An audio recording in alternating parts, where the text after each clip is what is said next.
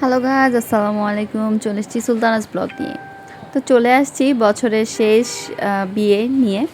তো এটাই ছিল আমাদের বছরের এই বছরের শেষ বিয়ের একটা প্রোগ্রাম। তো যাব না ভেবেছিলাম, কিন্তু কিছু পুরনো মানুষদের কথা চিন্তা করে তাদের টানে আসলে চলে গেলাম। তো যেতে যেতে আমাদের আসলে অনেক বেশি লেট হয়ে গিয়েছিল। তো যে তারপরেও চলে গেলাম। বাচ্চা কাচ্চা সব কিছু ম্যানেজ করতে করতে আসলে একটু লেট হয়ে যায়। শীতের দিনটা সকালবেলা উঠতে উঠতে আলসেমি কাটতে কাটতে একটু সময় লেগে যায়। তো গিয়ে আমরা আসলে খাবার টেবিলে বসে পড়ি, কারণ আমরা যে সময় গিয়েছিলাম অলমোস্ট তখন প্রায় 3 PM প্লাস। তো দ্যাটস ওয়াই আর লেট না করে খেতে বসে গেলাম। আর এখানে সবাই খালি প্লেট নিয়ে বসে আছে। তো বিয়ে বাড়িতে আসলে এই জিনিসটা একটু মজাদার বিষয়। খাবার আস্তে আস্তে একটু লেট হয়ে যায়, ততক্ষণ পর্যন্ত সবাই খালি প্লেট নিয়ে বসে থাকো বা খাওয়ার জন্য ওয়েট করো। তো এখানে আবিয়াজের সাথে আমি আবার একটু কথাবার্তা বলছিলাম, কারণ আবিয়াজের বার্থডে খুব কাছাকাছি সময়। তো সে আমাকে বলছিল যে মাম্মি, আমার বার্থডেতে তুমি আমাকে কি গিফট করবা বা আমার কেকটা কেমন হবে, এগুলো আমার সাথে ওর সাথে কনভারসেশন হচ্ছিল। আর এরই মধ্যে ফার্স্ট টাইম নিয়ে আসছিলো সালাদ।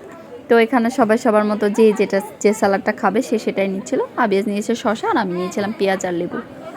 তো গাইস, এই বিয়েতে আসার একটাই উদ্দেশ্য, কিছু পুরনো মানুষের সাথে দেখা হবে, এটাই হচ্ছে উদ্দেশ্য।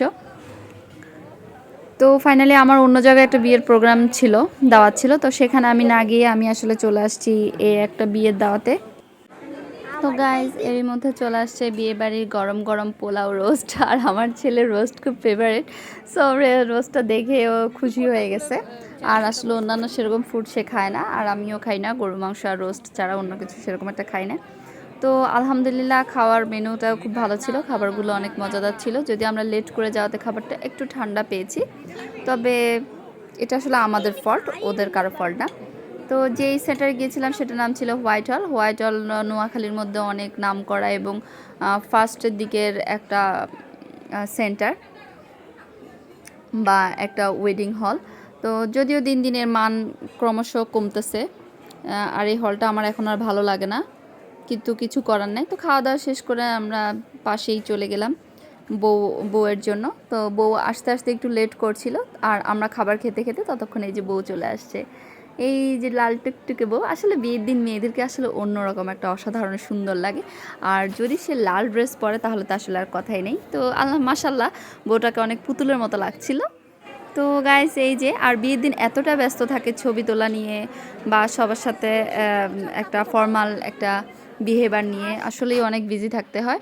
তো আমি আসলে ওরকম কোনো ভিডিও করিনি। আর এই যে আমার ছিল বিয়ের ওয়েডিং লুক। তো আমি যাওয়ার কোনো প্ল্যান ছিল না, সেজন্য একটা কামিজ পরে চলে গেছি সাদামাটাভাবে। আর এই যে আমার সাথে যাদেরকে দেখছেন, এদের সাথে আসলে সম্পর্কটা কীরকম বা কবেকার সেটা আসলে আমি এক্সপ্লেন করে পারবো না। তবে একদম ছোট্টবেলা থেকে ওদের সাথে আমাদের সাথে খুব অনেক সুন্দর একটা আন্ডারস্ট্যান্ডিং বা ফ্রেন্ডশিপ বা বন্ডিং, যেটাই বলি না কেন। ওদের একজনের নাম সুচি, একজনের নাম ঐশী। তো ওদের সাথে আমার অনেক বছর পরে দেখা। মূলত এই মানুষগুলোর লোভে লোভে দেখা হওয়ার জন্য আসলে চলে গিয়েছি বিয়েতে। আর এই যে এরই মধ্যে বাচ্চা কাচ্চা পার্টি তার নানার সাথে নিজেরা একটু লুক দিচ্ছিল। আর সব কিছু শেষ করে আমরা খাওয়া দাওয়া শেষ করে সবাই আসলে ঘন্টাখানেক গল্প করার পরেও গল্প শেষ না হয়, আবার ওদেরকে বললাম যে বাসায় চলে এসো, আসলে অনেক গল্প হবে।